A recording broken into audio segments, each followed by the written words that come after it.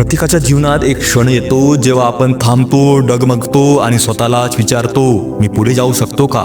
मी पुढे जाऊ शकतो का?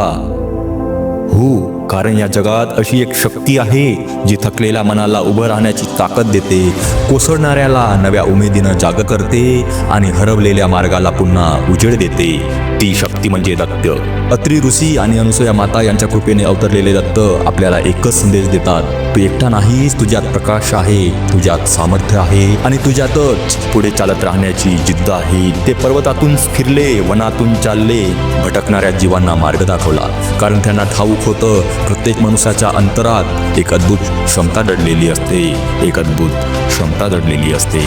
आज या दत्त जयंतीच्या पवित्र दिवशी तू तुझ्या भीतींपेक्षा मोठा आहेस, तू तुझ्या अडचणींपेक्षा अधिक मजबूत आहेस आणि तुझ्या स्वप्नांपेक्षा तुझ्यातील प्रयत्नशक्ती अधिक उज्ज्वल आहे, अधिक उज्ज्वल आहे. उठ, स्वतःवर विश्वास ठेव, तुझ्या आतल्या प्रकाशाला जागव आणि पुढे जा, जिथे तुझा खरा उजेड तुझी वाट पाहत आहे.